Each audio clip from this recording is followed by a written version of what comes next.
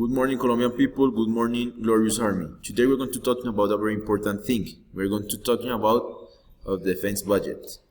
The defense budget to this year, 2021, is what it was destined to accomplish some expectations. We're going to realize purchase. The purchase is about ASB vehicles and also new helicopter Black Hawk to improve military skills.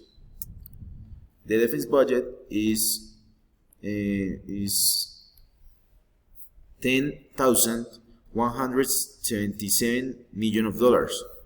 We're going to use the budget to the professionalization of the army, to increase the presence in the country, and also to improve soldiers' equipment. All of this because we need to become a powerful army in the international system. Okay, that's all. Thank you, Colombian people.